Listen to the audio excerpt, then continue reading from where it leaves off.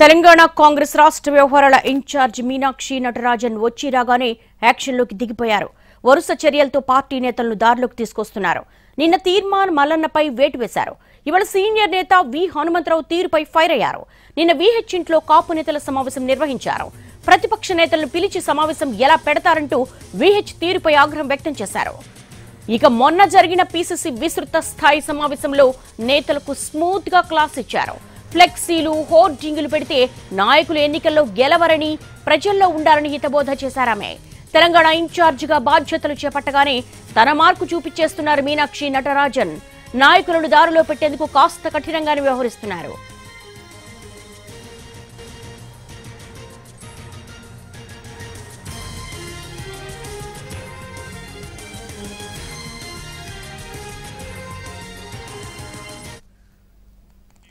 తెలంగాణ కాంగ్రెస్ రాష్ట్ర వ్యవహారాలు ఇన్ఛార్జ్ మీనాక్షి నటరాజన్ వచ్చి రాగానే యాక్షన్లోకి దిగిపోయారు.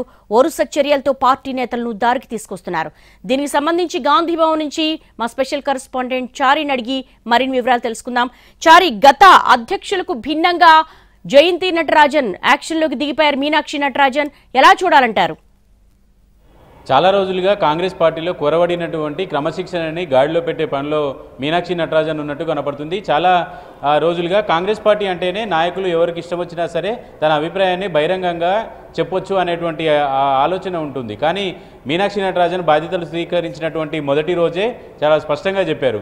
పార్టీ వ్యవహారాలకు సంబంధించినటువంటి విషయాల్లో చాలా కఠినంగా ఉంటామని, పార్టీకి అక్కడికి వచ్చేటువంటి పనులు చేయాలని, ఫ్లెక్సీల్లో పేర్లు వేయించుకున్నంత మాత్రాన ప్రజల్లో లేకుండా రాజకీయ నాయకులుగా ఎదగలేరు అనేటువంటి అంశాలని చాలా సూటిగా చెప్పుకొచ్చేటువంటి ప్రయత్నం చేశారు. దీనికి కొనసాగింపుగా తీన్మార్ మల్లన్న ఎమ్మెల్సీగా కొన్ని కామెంట్స్ చేశారు. ప్రభుత్వం చేసినటువంటి కుల గణనకు సంబంధించినటువంటి సర్వే నివేదికని ఆయన తగలబెట్టడం, ఇలాంటివి చేసినటువంటి నేపథ్యంలో నిన్న యాక్షన్ కూడా తీసుకున్నారు. పార్టీ నుంచి సస్పెండ్ చేస్తూ పీసీసీ నిర్ణయం తీసుకుంది.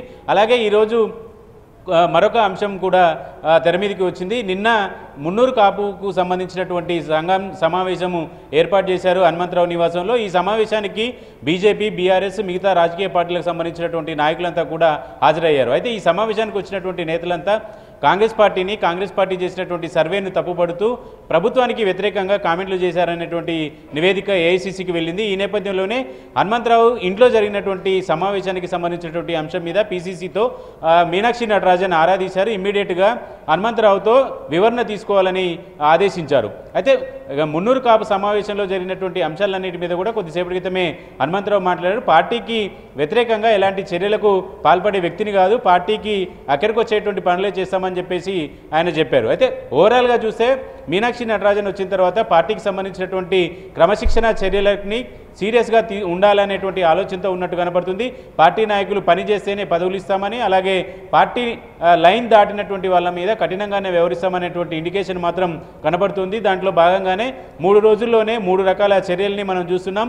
పార్టీ నాయకులతో సమావేశాలను ఏర్పాటు చేయాల్సినటువంటి వీహెచ్ మిగతా పార్టీలకు సంబంధించినటువంటి వాళ్ళతో సమావేశాన్ని ఎలా ఏర్పాటు చేస్తున్నారు అంటే ఏఐసీసీ ఎంత క్లీన్గా అబ్జర్వ్ చేస్తుంది అనేది చూడొచ్చు. వెంటనే పీసీసీని అలర్ట్ చేయడం, ఆ తర్వాత ఇలాంటి సమావేశ నిర్వహణకు సంబంధించినటువంటి సంజాయిషి కూడా ఇవ్వాలని సూచించినటువంటి నేపథ్యంలో మరి కాసేపట్లో హనుమంతరావు మీడియా సమావేశాన్ని కూడా ఏర్పాటు చేయబోతున్నారు. ఇలా మీనాక్షి నటరాజన్ బాధ్యతలు స్వీకరించినప్పటి నుంచి కూడా పూర్తి స్థాయిలో పార్టీ క్రమశిక్షణకు సంబంధించి సీనియర్ నాయకులైనా సరే పార్టీ లైన్కి కట్టుబడి ఉండాలనేటువంటి నిర్ణయంతో ఉన్నట్టు కనబడుతుంది. దాంట్లో భాగంగానే మీనాక్షి నటరాజన్ కొంత దూకుడుగానే వ్యవహరిస్తున్నటువంటి పరిస్థితి కనబడుతుంది. గాంధీ కుటుంబానికి, రాహుల్ గాంధీకి చాలా సన్నిహితంగా ఉన్నటువంటి నాయకురాలుగా పేరుంది, చాలా కమిటెడ్గా పనిచేస్తారు అనేటువంటి పేరున్నటువంటి నేపథ్యంలో కొంత పార్టీకి సంబంధించినటువంటి నాయకులు కూడా ఆచితూచి వ్యవహారం నడిపిస్తున్నటువంటి పరిస్థితి అయితే కనబడుతుంది. 3 రోజులుగా కాంగ్రెస్ పార్టీలో నాయకులు కూడా ఇదే అంశం మీద చర్చ చేస్తున్నారు. చారి, ఏ విధంగా చూడాలి? పనిచేసే వారికే పదవులు, అలాగే పార్టీ లైన్ దాటితే ఎంతటి సీనియర్స్ మీదనే యాక్షన్స్ ఉంటాయన్న ఒక మెసేజ్ అయితే కాంగ్రెస్ నాయకులకు కావచ్చు, శ్రేణులకు కావచ్చు పంపిస్తున్నారు. అంటే దీన్ని బట్టి చూస్తే అధిష్టానం ఒక క్లియర్ కట్గా మీనాక్షి నటరాజన్కి కొంతవరకు కూడా గైడెన్స్ ఇచ్చినట్టుగా భావించవచ్చా? అధిష్టానం చాలా రోజులుగా తెలంగాణలో జరుగుతున్నటువంటి వ్యవహారాలన్నిటి మీద కూడా చాలా కూలంకషంగా పరిశీలిస్తుంది. దాంట్లో భాగంగానే ఇన్ఛార్జిగా పనిచేసినటువంటి దీపాదాస్ మున్షిని ఇక్కడి నుంచి ట్రాన్స్ఫర్ చేశారు. మీనాక్షి నటరాజన్కి పూర్తి స్థాయిలో బాధ్యతలు అప్పచెప్పారు. మీనాక్షి నటరాజన్ పూర్తి స్థాయిలో గాంధీ సిద్ధాంతాలని ఫాలో అవుతున్నటువంటి వ్యక్తి, సాధారణంగానే సాదాసీదాగా ఉండేటువంటి వ్యక్తి. అలాగే గాంధీ కుటుంబానికి కూడా లాయల్గా ఉంటారు. కాబట్టి ఇక్కడ ఏం జరిగినా కూడా వెంటనే అధిష్టానానికి చెప్పడం, పార్టీని లైన్లో క్రమశిక్షణలో పెట్టాలనేటువంటి ఆలోచనతోటే మీనాక్షి నటరాజన్ పనిచేస్తున్నట్టు అర్థం చేసుకోవచ్చు. All right, Chari, thanks for the live updates.